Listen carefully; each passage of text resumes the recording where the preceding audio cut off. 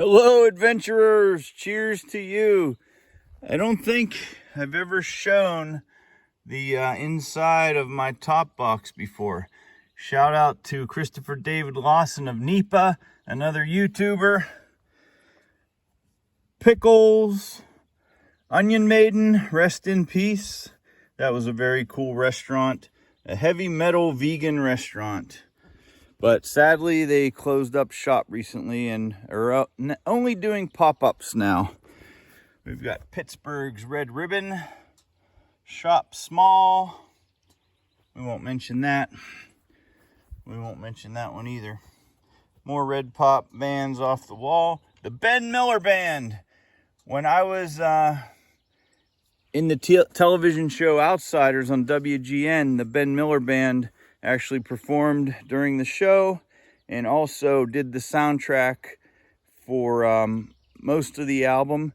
I actually have the record, and the theme song was done by, the name is escaping me right now, but that was called Taker's Creed, and then the other songs were done by the Ben Miller Band, and I've actually seen them live a few times in addition to seeing them on the show.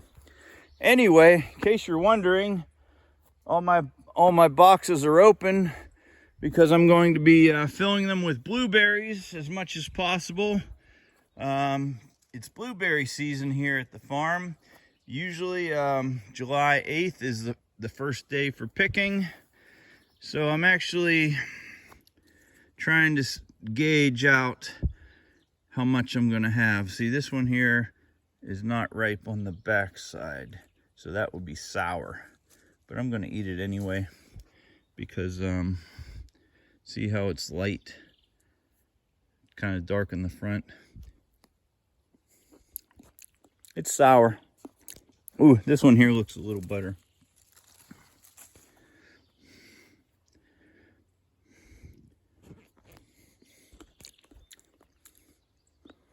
Sometimes they trick you. That one was more sour than the first one. So, in case you've never seen what blueberries look like, they actually start off with this whitish green, and then they eventually will turn blue. And these blueberries, see, this one here is going to be sour because see how it's kind of white on the back, dark on the front. Looks ripe. Oops. That was the best one. So 3 strikes and you're in. All right. Actually, none of them were strikes. They're all pretty flavorful. But these are our July bearers. These are our August bearers. Actually, I see one on the August bearer that looks ready to go. Nah, it's not ripe on this side. But once again, I don't think I'm going to have any to pick of any quantity. I'll probably just go along and pick and eat some. I did bring a gallon Ziploc bag, which I was hoping to fill because we have a restaurant down in Pittsburgh, Heidelberg, brick and mortar, that they were hoping to have some fresh organic blueberries for their pastry chef so she could make some good tarts. But unfortunately, we're gonna have to wait another week, I do believe. And ooh, this one looks nice. That should be good. Yeah, that was good. This one here, actually, this one's soft and squishy. That one, not quality at all. You wouldn't want to eat that one. So I've been growing these blueberries probably 30 years, and yeah, we farmed for 30 years before I got hurt. So in case you've ever wondered why I'm Farmer Troy, but you rarely ever see me doing any farming, it's because about 13 years ago, which I'm guessing, I got hurt here at the farm. I was actually lifting beehives, moving them around because there was an incoming storm. And instead of being smart about it, and breaking them down. They're getting better as I go. I tried lifting the whole stack of beehives so I could move it. Well, I heard something go crack, or, something broke. And next, I finished doing what I was doing because I had to, but the next day I couldn't hardly walk. And I ended up going to the emergency room and yada, yada, yada. Long story short, I've got herniations, protrusions, and a free-floating fragment, which I attribute to jumping out of airplanes when I was in the military. I was in the Army Ranger, 75th Infantry. I was in the 101st Airborne Division Air Assault, where we rappelled out of helicopters. Ooh, I hear some froggies. And then I got transferred out to Hawaii, the 25th Infantry, Electric Strawberry Tropic Lightning. So that's my story. I'm sticking to it. But my back is all boogered up.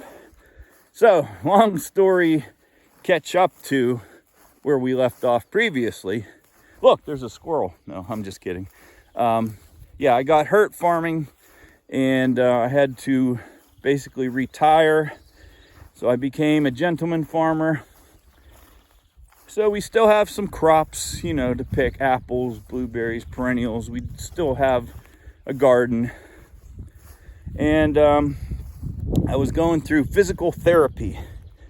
And believe it or not, one day I showed up to physical therapy. This is a grain drill, in case you're wondering. It needs fixed, so that's why it's in the state that it is. Actually, I can close these. I keep it open because it discourages wasps from making their nests in there. So anyway, back to physical therapy. I was a little bit early for my appointment, so I'm in the waiting room. I pick up a newspaper that was on the chair, and I read in the want ads, farmer needed for major motion picture. It said, send your photo to this email address, and paid. And that's about all it said, really. So I said, heck, why not? That sounds interesting. I'm a farmer. Give it a shot. What do I have to lose? Well, wouldn't you know it?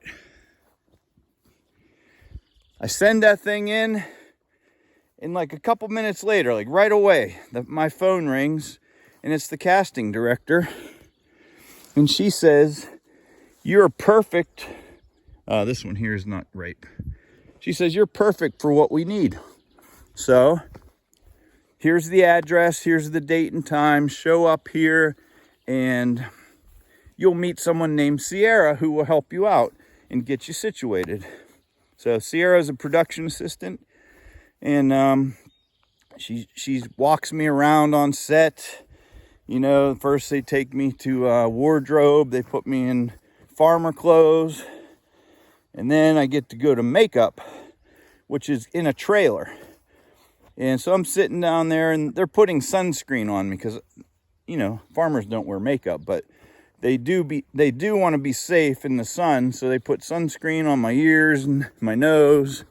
And wouldn't you know it, in walks HAL frickin' Holbrook, the legend of Hollywood.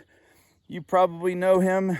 He played so many roles. The last one that I think I saw him in, besides the current movie that I was working in, was the Abraham Lincoln movie some years ago.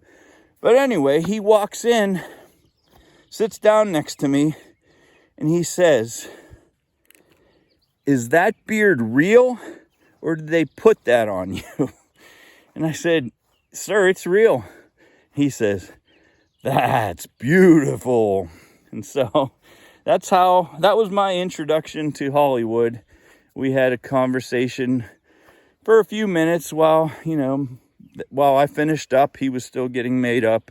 He was playing a farmer also in the movie, which ended up being called Promised Land. And it was a pretty big budget movie starring Matt Damon, John Krasinski, Frances McDermott, and a host and cast of all kinds of people, smaller B-list actors. And that was my introduction to working in the movies. I played a farmer. They put me out in a field of cows, and I was supposed to stand in the field with my cows, and when Hal Holbrook drove past in his blue pickup truck, I was supposed to wave to him. No lines, just waving to him.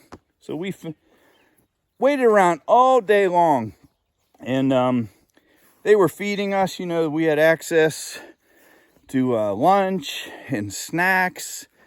And wouldn't you know it, late afternoon in the heat of the day, the whole set shuts down and someone comes, gets us. Might have been Sierra, might have been another production assistant. And she says, come on in the barn here. And the whole cast and crew was taking a break, and they had an ice cream bar for us. Oh, you can eat, you know, ice cream sundaes, whatever you want, they'll make it for you. And I said, man, this is the life. And then we got another meal, and you know, there's like a little church. It was a church hall, and they had tables set up and everything. You know, Matt Damon's eating over there, John Krasinski, Frances McDermott, Hal Holbrook. You know, they're all eating with their entourage. And we go up, steak, lobster, whatever you want. You know, they had veggies, the whole deal.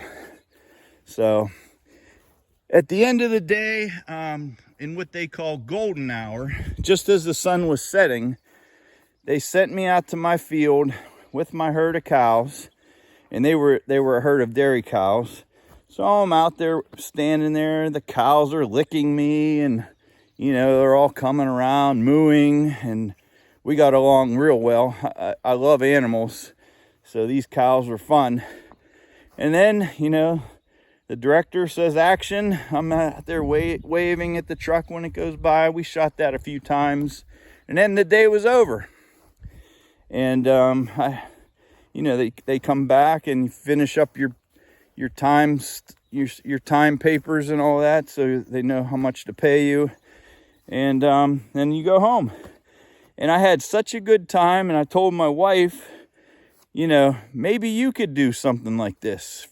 You know, for a day, you get paid, you get to eat real well. So I called up the casting director, and she said, yeah, you're already an established farmer in this town, and your wife can play your wife in the town hall meeting that we're shooting in a couple days. So you both can come back and work in another scene. Well, it's a good thing that I showed up with my wife and worked in another scene, because the whole thing with me and the cows, cutting room floor. So none of that made it. But you can see us. We're outside of the school for the town hall meeting. And wouldn't you know, my wife ends up getting a line, not a scripted line, but they told us to ad lib. And so we're walking inside the town hall meeting, and my wife sees somebody coming in. She goes, hey! And that made the movie. You can see my wife saying, hey! And she enjoyed it, but she wasn't really into, you know, the whole Hollywood scene. So she was one and done. But me, I actually kept at it. And if you go to IMDb and go to the movie Promised Land and go down in the bottom of the credits, you'll see my picture, and I played farmer, uncredited. And yeah, and I've worked in the industry off and on for over 10 years now, and I have over 20, 30 movie credits to my name. And it was all because I got hurt here on the farm and ended up in physical therapy. So sometimes you just don't know from one day to the next what's going to happen. So anyway, I'm going to be picking some more blueberries here. So I think I went a little bit long-winded today. So that's the story of Farmer Troy and how Farmer Troy transitioned into the movie business. And yeah, the last show I was on, the last big show was called Outsiders. And that's where I was talking about the Ben Miller Band doing our soundtrack. So yeah. Anyway, that was a great show. We worked 2 seasons. It was the best. I was full-time cast of basically it took place in a mountain in Kentucky, and we were a bunch of hillbillies living up in our own little peaceful world.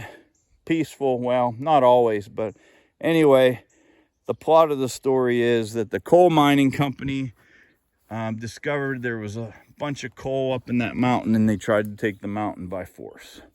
So anyway, that's it for today, my fellow friends and adventurers. Namaste, dosto. And we'll see you on the next adventure. Thanks for coming along. If you're new here, please subscribe if you're interested. I've got some upcoming content in next month. I'm going to India, where I'll be riding motorcycles in the Himalayas. So I'll be in India for a month, and lots of cool content coming your way. So also, if you like this video, give me a big thumbs up. It really helps the channel. Leave a comment below. All that stuff improves my algorithm. So I would appreciate if you do that. Thanks for subscribing. And until we see each other again, I always say in Hindi, Fir Milenge, which means until we see each other again. And I wish you peace, salam, shalom, mir, shanti. That's all peace in many languages. And cheers to you.